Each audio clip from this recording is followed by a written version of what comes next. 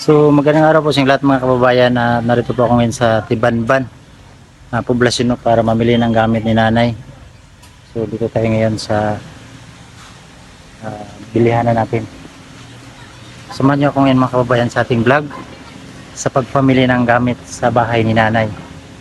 So unahin natin pag karga yung buwan kasi namili na kami kasama ko yung asawa ko. Diyan. Samahan niyo ako ngayon sa aming vlog mga kababayan. So tara.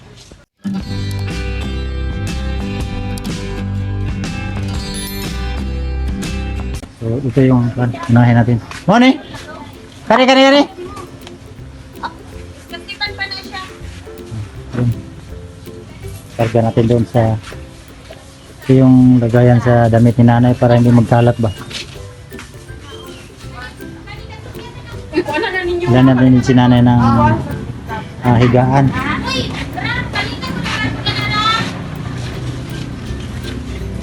Zero 9113.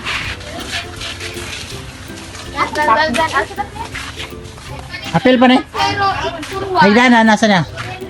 Higdana niya? Oh. Bon.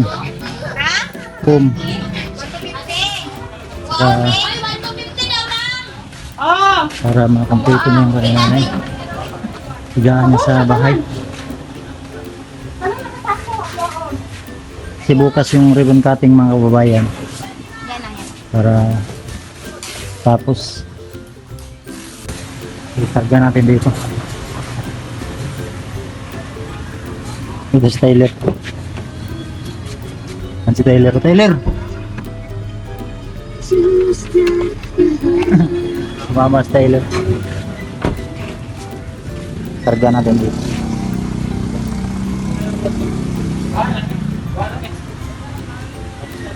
Hirap pag walang sasakyan. Mabuti may sasakyan dahil kasi pag ulan.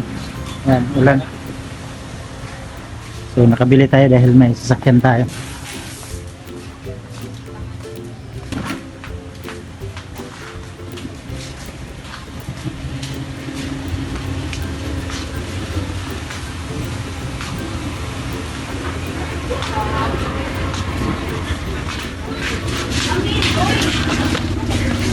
Sulod na siguro ni. sulod na.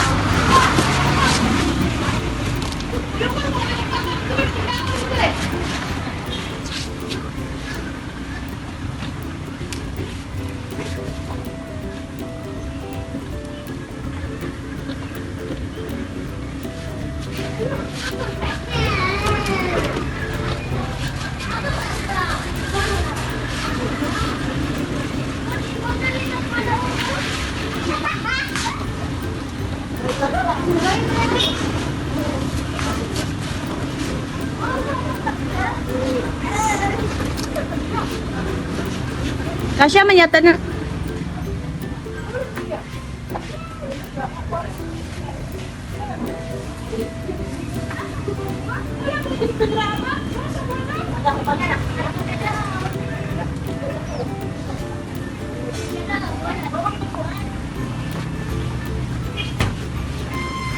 So yun mga kababayan, dito pa rin kami sa Tibanban no.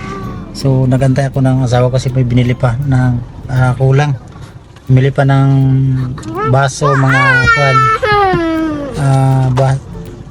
Anong pangailangan ni nanay sa bahay. Hindi pwede iwanan kasi sumama si Tyler oh. Kulit. May mga bata akong kasama. Pagmanggin ko yan. So dito kami sasakyan muna ng ginto kasi ulan. Mahirap samahin to si Tyler kasi ulan mga kababayan. Kita nyo, pakalakas yung ulan. So doon yung asawa ko namili ng gamit. So, nagpahinga muna kami dito. So bukas na yung ribbon cutting sa bahay ni nanay. Hindi ko pa na kuhan kasi tagulan nga dito mga kababayan. Kahapon na sana kasulang ulan. So mahirap kasi may sasakyan tayo pero yung pag-akyat doon sa kuhan bahay ni nanay mahirap.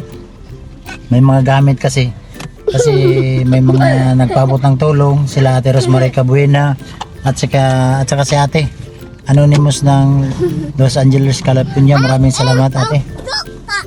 Ingay itong mga kasama ko dito. Pasensya na po, napakaingay yung ang ating vlog kasi si Tyler, maingay. Tyler, bye bye. Ay, ulan. Bye bye. Bye. Bye bye. Bye. Ulit ni Tyler. So bukas ang kuha ni nanay blessing ng kanyang bahay. So ginawa namin binila ng mga yung higaan, mga lagayan ng mga damit, kardero, plato, mga lahat ng pangailangan niya sa bahay para makumpleto si nanay, no? So magpasalamat lang tayo sa mga sponsor na nagtulong. Siyempre sa Panginoon, no? Kasi may mga taong ginamit para matulungan tayo. Tayo lang yung tulay na para makabot ng tulong kang nanay. So salamat sa mga tao, no? Sa mga sponsor na nagpabot ng tulong. So yan yung asawa ko, mga kababayan. Kabalo. Kababayan, at gabi na.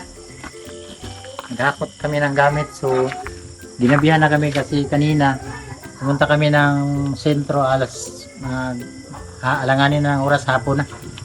So kaya bukas na lang siguro namin hatid ito lahat kasi kanina ulan. So dito tayo ulit sa bahay. Ito yung mga gamit, mga kababayan ni nanay. Napakaraming dati bukas. Ito unbox natin ng mga ni nanay. Ito yung pinamili namin.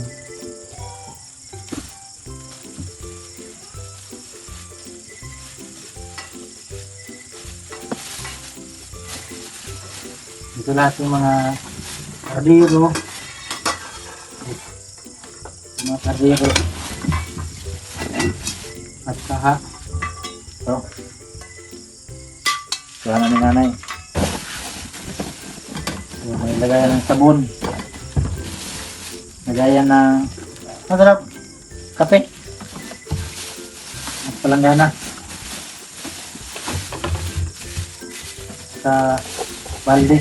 Baso. Plato.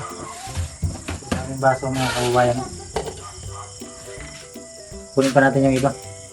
Sa sasakyan.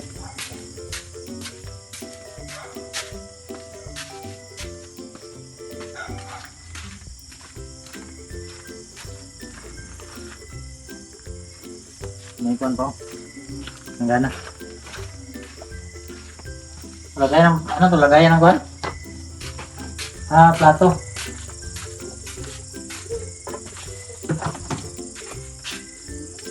So, karaming paninanay, gamit.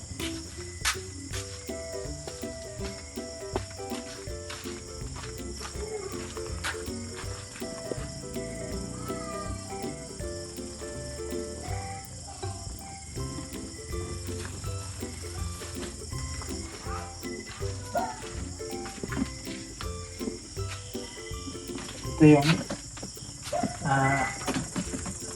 lagayan ng damit ni nanay. So, kaya linabas muna namin para bukas ay ma-plaster namin kasi may mga pagkain pa. So, una siguro yung pagkain. Tapos yung ito, mga gamit niya. Ito, unahin siguro itong gamit. Kasi maliit lang yung sasakyan natin, hindi kasya. Ang pero maingay. So yun po, mga kababayan, na ginabihan na kami dahil sa pagpamili namin ng gamit. So ulan kasi kanina, nabasa na tayo, so nagpalit lang tayo ng damit. So bukas sabay na lang to, mga kababayan, sa kuan doon sa pag-blessing doon sa bahay ni nanay kasi linabas ko to kasi may kargahin kaming mga pagkain. So itong mga side dito na sa ilalim, yung pagkain sa likod. So yun ang mission namin bukas pag blessing sa bahay ni nanay. Isabay na lang itong mga gamit lahat para sabay-sabay na lahat na. So kaya na gabihan tayo. So ang oras dito ngayon, mga kababayan, mag alas 7. So nagtaka kayo bakit napakatahimik kasi dito pag gabi na. Yan lang. Sa lugar namin napakatahimik pag gabi. may kapitbahay man pero doon sa malayo, doon. Sa nanay yan, kapitbahay ako doon. Dito banda wala tong kapitbahay. Pagubatan yun dyan mga kababayan, kaya pag gabi, napakatahimik dyan. Kaya nakapa-peaceful na lugar to dito sa amin. So ito yung lagayan ni nanay ng damit niya para hindi magkalat yung damit niya ba. Kasi doon nakita niya po doon sa ating vlog ay yung mga damit niya kung saan na lang. Mabuti at binili natin ng ganito para malagay sa maayos yung damit niya. So ito may higaan siya na foam. Kasi doon mga kababayan, hindi naman to mainit. Iba klase itong foam to, parang malambot ba. So hindi to mainit. So doon kasi sa lugar niya ay malamig paggabi. Kasi overlooking yung bahay niya doon. So kanina kasi doon sa poblasyon yung pagpamili namin ng gamit, parang ulan. So mabuti at may sasakyan tayo. Ayan. So may service tayo. So bukas abangan nyo ang ribbon cutting sa bahay ni nanay para kahit paano matapos na kasi natapos ng mission natin sa kang nanay. So alamin ko lang kung kuya ko yung nandun pa kasi sa Uma. So hindi na ako nakasama kanina kasi nga namili ako ng mga gamit. So para may bago naman kasi tayong project mission ulit sa ating mga kababayan, no? So abangan nyo kung sino yung ating pabahayan dito sa ating YouTube channel. So dito tayo sa loob para ma-agad yung mukha natin dito. So yun mga kababayan, dito tayo sa loob para maliwanag yung mukha natin kasi doon haggard masyado yung mukha natin kasi kararating lang tapos naulanan pa kaya nagbisa ko ng damit. So bukas ang pag-blessing natin ng bahay. So ngayon tapusin muna natin tong video na to kasi ginabihan na nga kami, no. Kanina sana kaso lang ay may inantay pa kasi ako. So kaya nagabihan tayo. So bukas sabay-sabay na lahat ng mga plaster ng lahat ng gamit tapos diretso na lang pag blessing sa bahay ni nanay. So kahit maliit yan ang bahay ni nanay, so magpasalamat tayo sa Panginoon kasi yun ang importante. Kasi hindi naman sa atin yung mga blessing na dumating,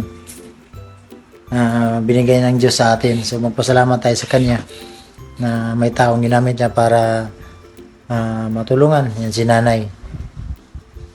So magpasalamat lang ako sa mga sponsor, lalo na kang ate Anonymous ng Andorra. Salamat ate sa pagpabot mo ng tulong kang nanay, at siyempre kang ate Rosemary Cabuena, at saka sa ating Anonymous na ayaw magpabanggit ng pangalan. So salamat ate sa pagpabot mo ng tulong kang nanay sa mga pangbili ng gamit. So bukas ay ribbon cutting na. So natagalan to mga kababayan dahil tinulungan ko na yung kuya ko dun sa uma niya. Kaya kahit pa paano ay natapos na din. So 2 days na lang siguro sila doon o 3 days parang ganoon. So 1 week din sila doon. So hindi lang ako nakasama kanina doon sa sa bundok. So namili kasi kami ng gamit ni nanay. So kaya na hindi tayo nakasama.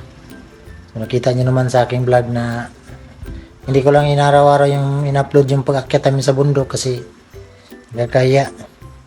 Pero hindi ako nahiya na mahirap kami kasi totoo naman talaga, no. Hindi ako nahiya na kung ano yung trabaho ko kasi kahit ganun yung trabaho namin, at least marangal yung trabaho namin na wala kaming inapaka na tao. Yung pag-uuma, so diyan kami galing po mga kababayan, no? Kaya nagtulungan kami sa aking kuya para kahit papaano at may pangbili ng pangailangan sa pamilya. So initiative na lang akong nagtulong sa aking kuya para yun nga yung kuya ko nisa na disgrasya sa motor. So kaya nagtulungan kami. So hindi yung kuya ko. Isa na disgrasya. So magpasalamat lang ako sa lahat ng mga sponsor, lalo na kang Ate Yeng. Salamat Ate Yeng sa pagpaabot mo ng tulong sa ating mga kababayan. Kang Ate Anonymous ng Andorra, no? Salamat Ate. Si Ate po ay isang kababayan natin na taga Mindoro. Salamat Ate. Taga Pilipinas po yan, no? Isa po yung mga kababayan natin na di nakalimot kung saan sila galing. Kaya nakita nila yung ating mga binablog. So tinulungan nila, no? So salamat sa inyong lahat. At siyempre kang Tita Carmencita Custodio, salamat Tita. At sa kang Tita Lo, maraming salamat Tita. At suportahan din natin ang vlog ni Tita. Nandyan sa screen nyo nakalagay, Anilo Vlog. Bakit may nag-comment kasi bakit daw sino naman yung pinopromote ko. Hindi po yung mga kababayan, kasi si Tita Lo ay, kung nakasubaybay kayo sa kanilang vlog, hindi lang po ako yung vlogger na tulungan yan. Napakaraming vlogger na tulungan ni Tita Lo, no? May scholar yan, may mga pinapaaral yan ng mga bata. So may binigyan din ng mga pabahay. So napakalaking tulong nila sa ating mga kababayan. Kaya yun lang maganti namin ang